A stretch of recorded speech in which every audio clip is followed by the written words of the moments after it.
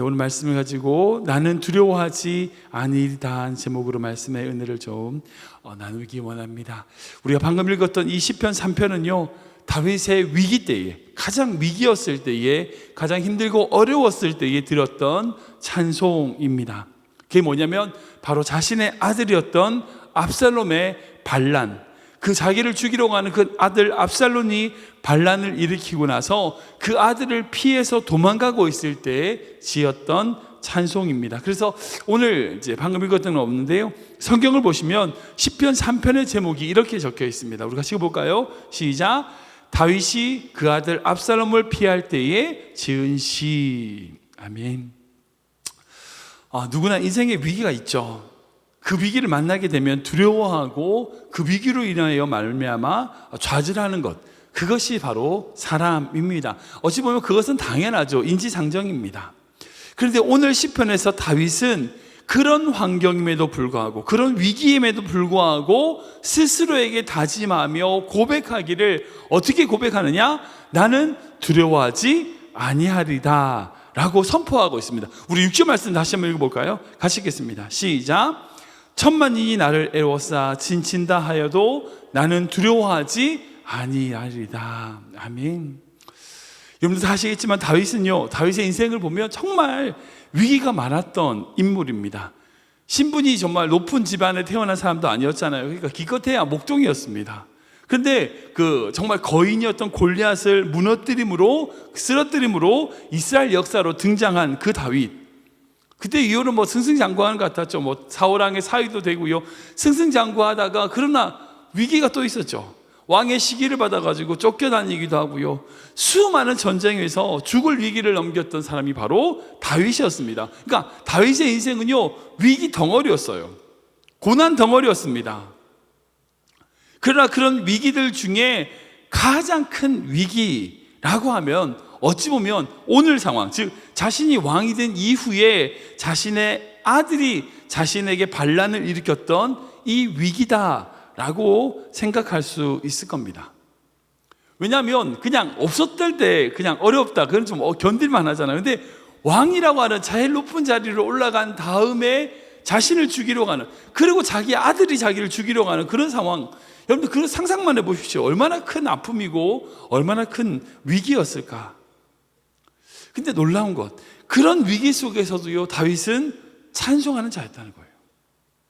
그리고 그 찬송으로 말미암아 그 위기를 이겨낸 인물이 바로 다윗이라는 거죠. 그래서 오늘 시편을 통하여 다윗이 가졌던 믿음에 대해서 살펴보고, 그 믿음으로 말미암아 어떻게 그런 위기 속에서 이겨낼 수 있었는지 우리가 좀 살펴보기를 원합니다.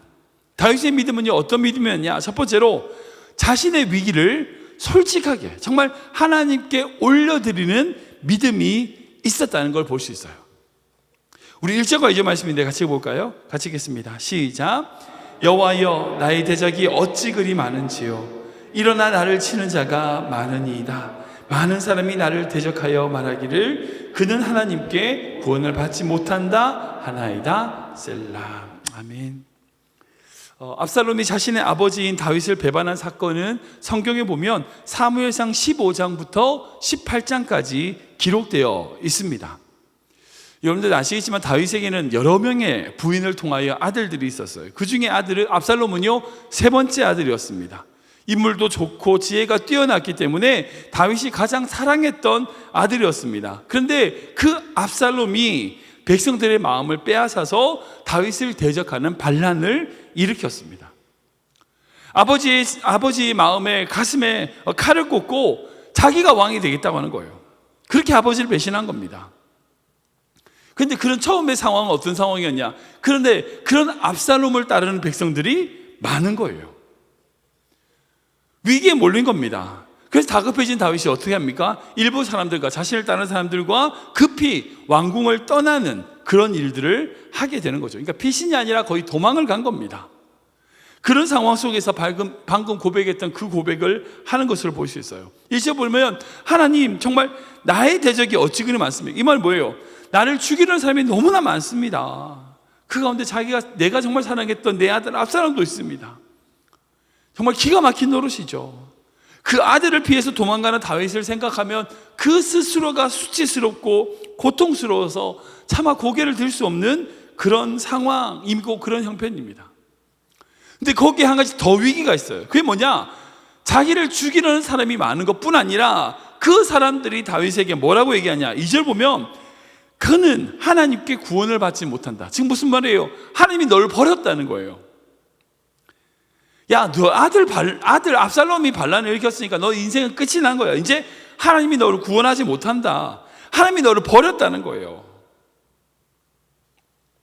아들을 피해서 도망가는 그런 상황도 견딜 수 없는 거지만 정말 하나님이 나를 버렸다고 하는 그런 저주를 받는 상황, 그런 이야기를 들으면 어떤 마음일까요?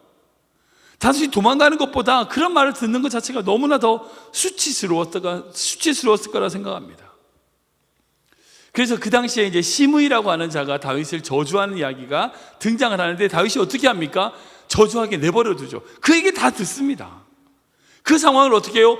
묵묵히 견딥니다.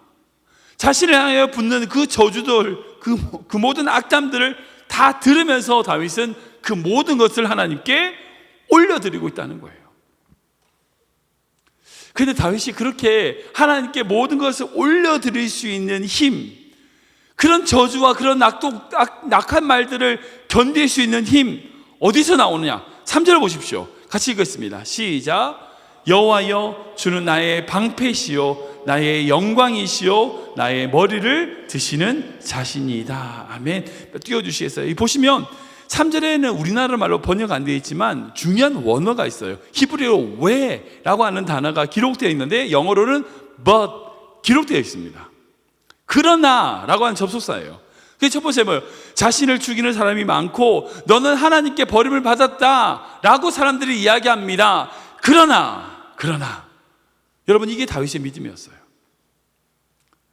자신의 모든 상황들을 다 주님께 올려드립니다. 그러나 주님은 그런 분이 아니지 않습니까? 주님은 나의 방패이시고요, 주님은 나의 영광이시고요, 주님은 내 머리를 수치로 덮으시는 분이 아니라 내 머리를 드시는 분이지 않습니까? 라고 하는 믿음이 다윗에게 있다는 거예요. 여러분, 이게 다윗의 믿음이었어요. 우리의 모든 상황들, 우리의 모든 것들을 무시하고 내지는 그 모든 상황들을 모른 채 하는 것이 아니라 그 모든 것을 직면하는 거예요. 그리고 그 모든 것을 하나님께 올려드리는 겁니다. 그리고 하나님을 향하여 그러나 하나님은 그런 분 아니지 않습니까? 라고 고백하는 믿음, 다윗의 믿음은 그 믿음이었어요. 사랑하는 성도 여러분, 여러분들에게 정말 이 다윗과 같은 믿음이 있기를 주님을 축원합니다. 때로는 우리의 인생 가운데 어려움이 있죠. 어려움이 없는 인생이 어디 있습니까? 누구나 다 어려움이 있고요, 고통이 있어요. 교회도 마찬가지죠. 교회에게 어려움이 있습니다. 힘든 일들이 많이 일어날 수 있습니다. 코로나 상황으로 말미암아 여러 교회가 힘들다고 그래요. 일상생활이 무너지고 자유롭게 생활할 수도 없습니다. 희망이 보이지 않는 것 같아요. 좌절하고 절망할 수밖에 없는 상황이고 그 모든 고통을 위하여 아우성치는 그런 세상입니다. 그러나 우리 하나님은 그런 분 아니라는 거예요. 여전히 우리 하나님은 우리의 방패이시고요, 여전히 우리 하나님은 우리의 영광이 되시고요, 우리의 머리를 드시는 분이시라고 하는 믿음의 눈을 가질 수 있어야 된다는 거예요. 그것이 바로 다윗의 믿음이었어요. 두 번째 다윗의 믿음은 무엇이었냐? 바로 그런 위기 속에서도 하나님께 부르짖는 믿음이 있었다는 거예요. 부르짖는 믿음. 우리 사자 말씀인데 읽어볼까요? 같이 읽겠습니다. 시작. 내가 나의 목소리로 여호와께 부르짖으니 그의 성산에서 응답하시도다. 아멘. 셀라. 아멘. 믿음의 사람들에게 어려움이 찾아오죠. 근데 그때 어떻게 합니까? 믿음의 사람들은 기도합니다. 믿음의 사람은요, 절망의 순간에도 여전히 희망을 볼 수 있습니다. 그리고 그 희망을 볼 수 있는 힘은 어디서 나오느냐? 하나님께 부르짖는 기도가 있기 때문이에요. 우리가 절망할 때에 우리에게 여전히 희망이 되시는 하나님께 우리가 지금 할 수 있는 게 뭘까요? 기도밖에 없습니다. 기도밖에 없습니다. 다윗은 그것을 우리에게 보여줍니다. 오늘 시편의 상황은요, 정말 견디기 힘든 상황임에도 불구하고 다윗은 여전히 하나님께 부르짖고 있고 그 응답을 기다리고 있는 모습을 볼 수 있어요. 하나님의 그 응답을 확신하고 있습니다. 그리고 그 응답을 확신하니까 다윗은 어떻게 고백하느냐? 그리고 그 뒤에 이어지는 것이 바로 5절과 6절입니다. 같이 읽어보겠습니다. 시작. 내가 누워 자고 깨었으니 여호와께서 나를 붙드심이로다. 천만인이 나를 애워싸 진친다 하여도 나는 두려워하지 아니하리이다. 아멘. 처음에 말씀드렸던 그렇게 두려워하지 않는다라고 하는 이유가 뭐냐? 자세히 보니까 하나님께 부르짖을 때에, 그 부르짖음의 응답을 들을 때에 내가 두려워하지 않는다는 거예요. 근데 이 구절을 읽을 때 좀 소름 돋지 않으세요? 다윗이 얼마나 믿음의 사람인가를 보여주는 그런 말씀이에요. 그게 뭐냐? 바로 내가 누워 자고 깨었다. 지금 다윗이 어떤 상황입니까? 인간으로 견딜 수 없는 상황이고요, 있어서도 안 되는 그런 상황입니다. 자기의 아들이 자기를 죽인다니까요. 근데 어떻게 자요? 근데 잔대, 그리고 자고 깬대. 여러분, 그 믿음이 다윗에게 있었다는 거예요. 저희 사모가 늘 저에게 이제 얘기하는 게, 맨날 싸우면 자기가 손을 해요. 왜냐하면 싸우고 나면 우리 사모는 잠을 못 자는데 저는 잠을 잘 잔다고. 제가 믿음이 있어서가 아니라 어쨌든 하나님이 저에게 주신 은사 중에 한 가지가 잠을 잘 자는 거예요. 다윗이 그런 은사가 있었는지 잘 모르겠지만 중요한 건 뭐냐? 그런 위기와 잠잘 수 없는 상황임에도 불구하고 두 다리 쭉 뻗고 잔다는 거예요. 잔다는 거예요. 우리 교회에서 믿음 생활 정말 잘하시고 이제 한국에 가셔서 귀하게 쓰임 받았던 우리 한동대 김동 목사님, 김동 교수님 이런 아시죠? 그분의 일화 중에 상한 갈대라고 하는 그분의 사모님이 쓰신 책 중에 그런 이야기가 있었어요. 김 목사님께서 정말 힘들고 어려운 그 한동대를 이끌고 하시면서 어려운 일들이 참 많이 있었어요. 법정으로서 뭐 고소도 당하고 여러 가지 모함도 받고 여러 가지 어려운 상황들이 참 많이 있었는데, 그 목사님께서 밤에 너무 잘 자는 거예요. 그래서 사모님이 어떻게 잘 자냐고, 아니 그 좀 힘든지 않냐고 그랬더니 그 사모님한테 목사님이 뭐라고 그러냐면 나 죽었는데 뭐 이라고 얘기하셨다는 거예요. 자기가 죽었다는 거예요.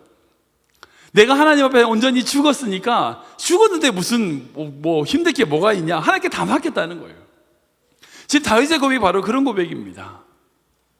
자기의 힘들고 어려운 모든 상황들을 다 주님께 맡기고 나니까 자기가 그 짊어져야 될 짐, 시체 위에 아무리 무거운 걸 올려놓아 보세요. 그 시체가 끔찍 하나 안 하죠. 죽었으니까 아무리 무거운 것이 눌린다 할지라도 상관없다는 거예요.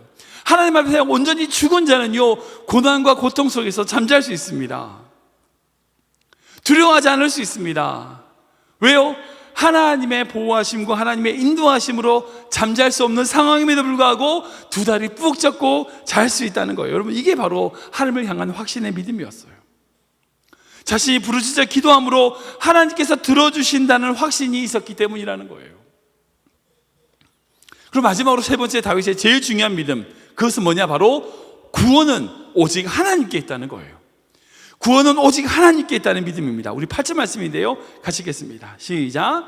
구원은 여호와께 있사오니 주의 복을 주의 백성에게 내리소서. 셀라. 아멘. 이 8절은 이 시편 3편 전체의 핵심 구절이라고 할 수 있습니다. 다윗을 보십시오. 계속 말씀드리지만 그가 정말 사랑했던 자기의 아들 압살롬으로부터 배신을 당해서 자기도 죽을 수밖에 없는 그런 상황에 도망을 가고 있어요. 그리고 자기를 정말 따르고 믿었던 그런 신하들이 그 배신했던 압살롬을 따라가지고 막 사람들이 막 따라가는 거예요.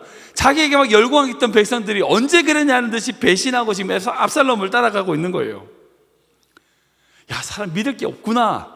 여러분, 그 생각 드지 않을까요? 자기가 정말 믿을 만한 사람들이 자기 주변에 있다고 생각했는데 그 사람들이 자기를 배신한 거라고요. 그 상황 속에서 다윗의 고백, 내가 믿고 의지할 것은 사람이 아니라는 거예요. 오직 하나님밖에 없다는 거예요. 결국 자신을 구원할 그 구원은 사람에게 있지 않고 어떤 인간의 방법에 있지 않고 오직 하나님께 있다 라고 고백하는 거예요. 사랑하는 여러분, 이 믿음의 고백이 여러분들에게 같이 고백되시길 축원합니다. 분명히 여러분 인생 가운데 어려움이 찾아올 거예요. 그때 사람 바라보지 마세요. 사람 바라보지 마십시오. 사람은 믿을 만한 존재가 못 됩니다. 거기에 구원이 있지 않습니다. 돈이 있으면 될 것 같죠? 아니에요. 아니라고요. 돈이 좀 있으면 여러분들 다 구원에 성공하는 것 같고 돈 있는 것 같죠? 아니라고요. 하나님께 구원이 있다는 겁니다. 힘 있는 사람을 의지하지도 말고요, 돈을 의지하지도 말고요, 자기의 능력과 자기의 힘을 의지하지 마십시오. 우리의 구원은 하나님께 있습니다. 돈과 권력과 그 모든 것을 가지려고 인간이 발버둥 것이죠. 왠지 아세요? 거기에 구원인 줄 알아요. 그렇지 않다니까요. 그거 가지면 행복한 줄 알아요. 그렇지 않습니다. 우리의 최고의 행복은 그런 세상의 것이 아니라 오직 하나님께 있음을 우리가 바라볼 수 있어야 돼요. 그것이 바로 다윗의 믿음이었어요. 말씀을 정리하겠습니다. 여러분은 평탄한 일만 있는 그런 인생 없죠? 네, 없습니다. 늘 위기가 우리에게 찾아옵니다. 어느 누구에게든지 위기가 있습니다. 그리고 그 위기 속에서 우리가 어떤 믿음으로 어떤 자세로 나아가는가, 그것이 바로 그 사람의 믿음이에요. 믿음은요, 편안할 때, 좋을 때 생기지 않아요. 고난이 찾아왔을 때, 어려움이 찾아왔을 때 우리에게 작동되는 것, 그것이 믿음입니다. 믿음 있는 성도라면 우리가 어떤 환경과 고난 속에서 그 어떤 속에서 하나님을 바라볼 수 있는가, 우리가 어떨 때에 하나님의 온전히 붙잡을 수 있는가 라고 드러나는 것이 바로 우리의 믿음이라는 거죠. 그러기에 다윗의 진정한 믿음은 다윗의 위기 때에 드러나게 됩니다. 다윗의 믿음은요, 위기 때 진정 빛을 발했습니다. 우리의 믿음은 어떤가요? 우리의 믿음은 하나님 앞에서 정말 빛나는 믿음입니까? 우리의 믿음은 정말 위기 앞에서 하나님을 온전히 신뢰하고 믿고 의지하는 믿음입니까? 우리가 정말 모든 구원은 하나님께 있습니다라고 고백하는 그런 믿음의 사람입니까? 아니면 우리 하나님이 아닌 다른 것으로 하나님께 구원을 구하는 그런 사람입니까? 사랑하는 성도 여러분, 여러분들의 모든 상황을 정말 솔직하게 주님께 맡겨드리십시오. 그리고 그런 위기 속에서도 부르짖으십시오. 그리고 하나님만이 우리의 구원이시라고 고백하고 나아갈 때에 오늘 시편의 3편에 고백했던 다윗의 믿음이 바로 우리의 믿음이 될 줄 믿으시기 바랍니다. 많은 성도들이 편안할 때에 자기가 참 잘 믿음 생활한다고 생각해요. 그렇지 않아요. 하나님이 여러분들을 반드시 흔드실 때가 있습니다. 그때 진정한 여러분들의 믿음이 드러나고 하나님의 영광 돌리며 나가는 귀한 성도 되시길 주님으로 축원합니다.